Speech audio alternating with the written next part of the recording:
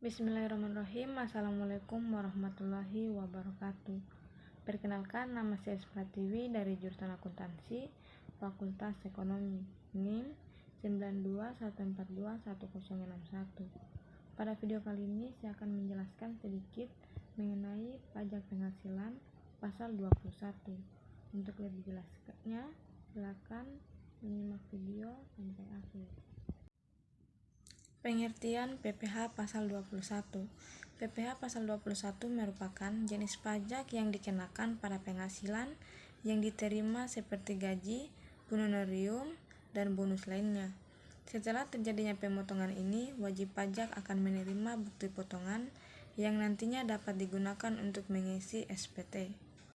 Subjek pajak berdasarkan Undang-Undang Nomor 17 Tahun 2000 tentang pajak penghasilan, di mana subjek pajak penghasilan terdiri atas 3 macam, yaitu orang pribadi, perusahaan, dan warisan.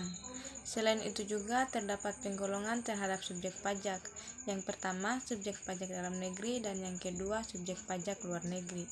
Yang termasuk dalam subjek pajak dalam negeri adalah orang pribadi yang bertempat tinggal di Indonesia, orang pribadi yang berada di Indonesia lebih dari 183 hari, dan badan yang berkedudukan atau didirikan di Indonesia, dan warisan yang belum terbagi satu kesatuan yang menggantikan yang berhak.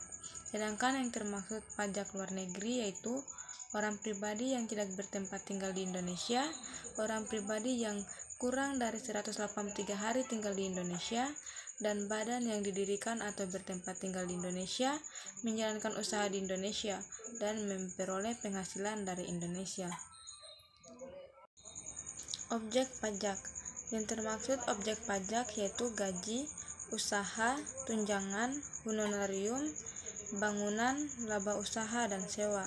Sedangkan yang tidak termaksud objek pajak penghasilan yaitu asuransi, beasiswa, sumbangan atau hibah, dan dividen.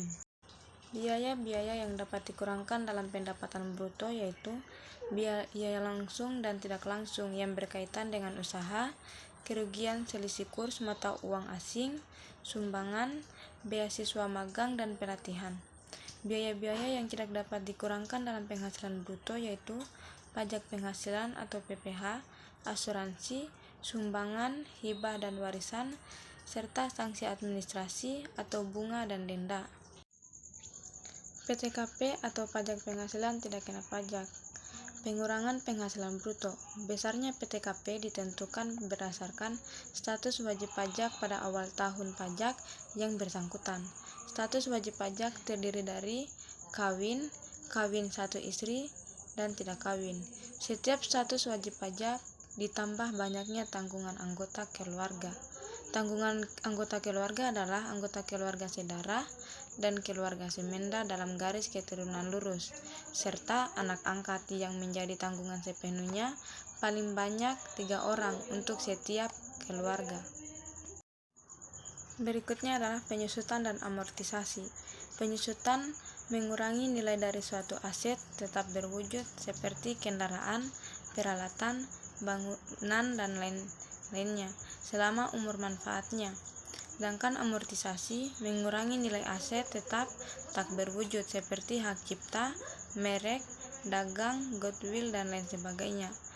Baik penyusutan dan amortisasi memiliki beragam metode perhitungan, namun untuk kepentingan pajak hanya diperbolehkan menggunakan 2 metode, yaitu metode garis lurus dan metode saldo menurun. Untuk laki-laki atau perempuan lajang, jika dia tidak kawin dan tidak memiliki tanggungan, maka PTKP-nya adalah 54 juta. Untuk yang statusnya tidak kawin dan memiliki tanggungan 1, PTKP-nya adalah 58.500.000.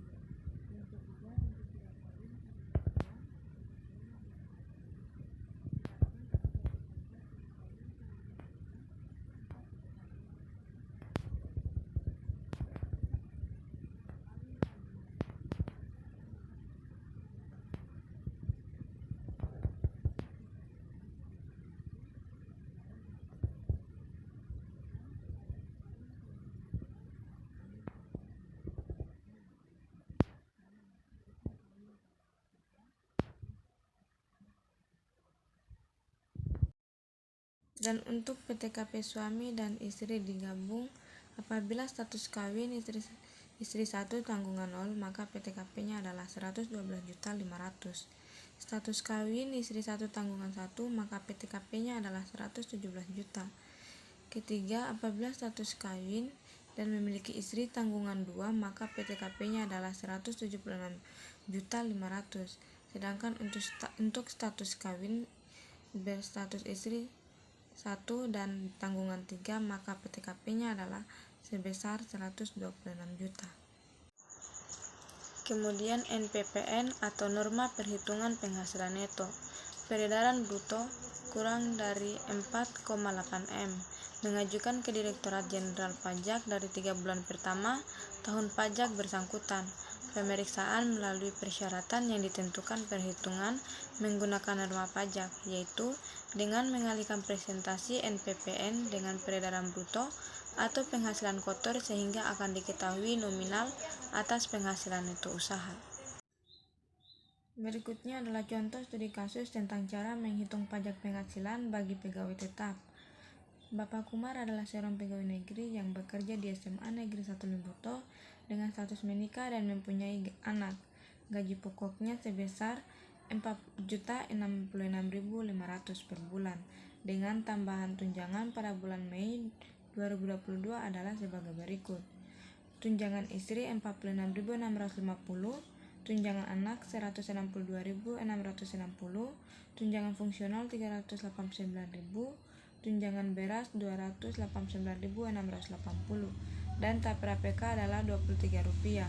Selain itu juga terdapat beberapa potongan dalam gajinya, yaitu potongan IWP 1%, 50.248, potongan IWP 8%, 370.865, dan potongan lainnya adalah sebesar 421.113.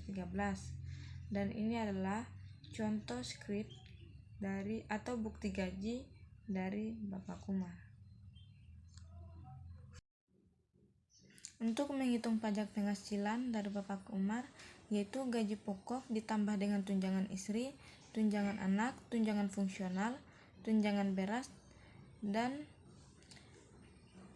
tapera PK, maka penghasilan per bulannya adalah 5.314.513. Dari penghasilan per bulan dikurangi dengan potongan lainnya, potongan IWP 1%, potongan IWP 8%, dan dikurangi dengan biaya jabatan. Biaya jabatan yaitu 5% dikali penghasilan per bulan atau 5% dikali 5.314.513. Penghasilan per bulan, maka hasil pengurangan penghasilan per bulan dengan potongan-potongan itu adalah sebesar 4.206.561,35, dan itu untuk penghasilan neto per bulan. Penghasilan atau per tahunnya yaitu penghasilan neto per bulan dikali 12, itu untuk menghasilkan penghasilan neto per tahun. Sedangkan untuk penghasilan PTKP-nya adalah 67.500.000 karena Bapak Kumar statusnya adalah kawin dan tanggungan anak 2.